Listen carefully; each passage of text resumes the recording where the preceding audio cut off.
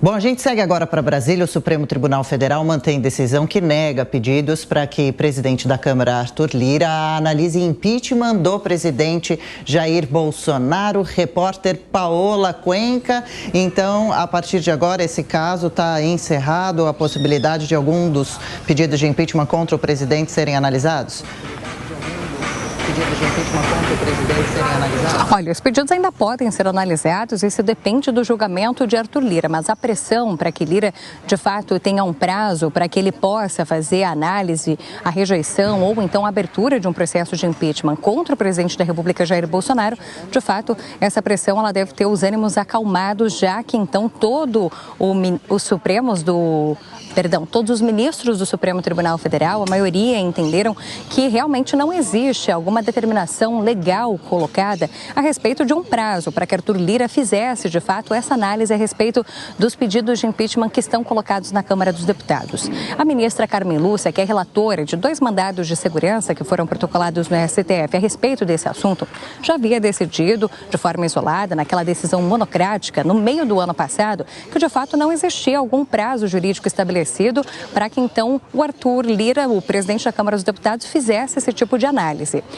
Com a questão de um agravo regimental que foi colocado pelo deputado Rui Falcão e pelo ex-candidato à presidência da República, Fernando Haddad, ou seja, um pedido para que essa situação, essa decisão da ministra Carmen Lúcia, então, pudesse ser analisada por outros membros do Supremo Tribunal Federal, porque eles tinham um recurso ali discordando da visão da ministra Carmen Lúcia. Então, por meio de um julgamento virtual que foi realizado, os outros ministros do Supremo Tribunal Federal entenderam que a decisão adotada por Carmen Lúcia era a mesma deles e, com isso, não existe uma determinação legal para um prazo que Arthur Lira tenha para fazer análise de pedidos de impeachment, seja para rejeição ou seja para, de fato, iniciar uma abertura de processo de impeachment. Ok, Paola. Ricardo Salles, é justo dessa forma? Teria fundamento algum pedido de impeachment de Bolsonaro prosseguir, ser analisado, ou não tem fundamento nenhum pedido contra ele? A decisão da Suprema Corte parece correta. Aliás, essa é uma decisão que já deveria ter prevalecido em outros casos. Nós nos recordamos uma série de pedidos que há também no Senado Federal e que seguem sendo ignorados pelo presidente Rodrigo Pacheco. Curioso é que no caso da Covid, da CPI da Covid, houve clara interferência, né, da decisão judicial sobre o processo interno de abertura de CPI, lá naquele caso da Covid pelo Senado Federal. Quer dizer, verifica-se, portanto, que há um alto grau, né, de alternância de decisões conforme a conveniência do assunto. Mas o fato é que as prerrogativas das duas casas legislativas, do Senado e da Câmara, têm que ser respeitadas, né? Não pode outros poderes, nem inclusive o Judiciário, interferir em questões internas de funcionamento das duas casas, né? Invadindo as prerrogativas do Legislativo, aliás, como vem invadindo as prerrogativas do Executivo. Esse tem sido um grande problema que influencia negativamente algo que está incerto na Constituição brasileira, que é a harmonia e a independência entre os poderes.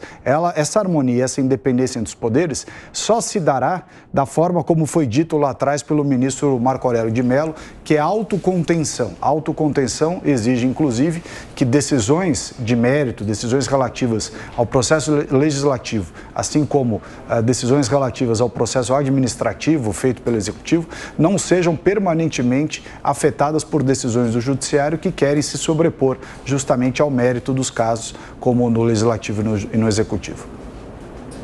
É uma decisão esperada do STF, já que não há qualquer previsão constitucional que obrigue o presidente da Câmara dos Deputados a analisar em determinado prazo os pedidos de impeachment que chegam a ele. Ele já tem ali mais de 100 pedidos de impeachment contra o presidente Jair Bolsonaro, muitos deles, a maioria, apresentados no período da pandemia, no auge da pandemia da Covid-19, mas era esperado. Então esse é o poder que se tem quando se é presidente da Câmara, o poder de analisar ou não esses pedidos. Lembrando que Arthur Lira é um defensor aí, justamente de um sistema em que o presidente da Câmara, o parlamento, tem um poder maior, maior do que o que já tem atualmente, possibilitando, por exemplo, emperrando a possibilidade de um governo andar ou não, quer dizer, colocando de certa forma uma pecha, né, uma chantagem velada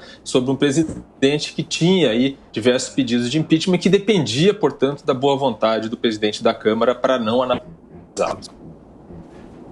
Veja, se a gente fosse considerar a quantidade de pedidos de impeachment apresentados para isso ser motivo para judiciário determinar qualquer coisa para a Câmara ou para o Senado, a gente teria que ter julgamento de ministros, de pedidos de impeachment de ministros do STF que vivem sendo engavetados agora por Rodrigo Pacheco, mas também por presidentes do Senado anteriormente. O Brasil não vê o Senado funcionar como uma instância revisora como deveria ser, né? Está previsto na Constituição.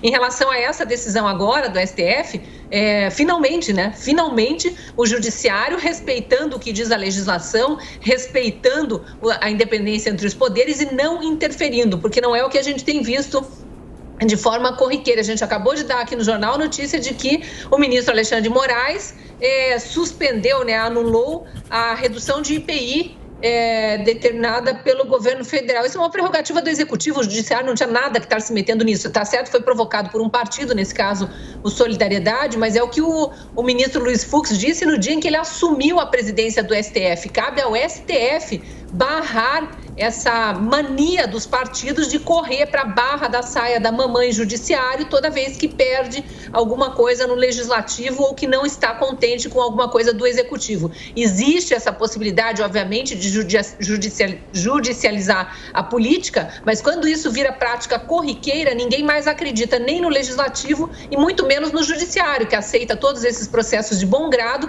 e vai concedendo para esses deputados de oposição, que tem pouca representatividade, todos os pedidos, por mais descabidos que sejam. Então, nesse caso especificamente aí, finalmente, uma boa notícia vindo do STF, o STF respeitando a Constituição, respeitando as leis e negando o pedido que tinha sido feito.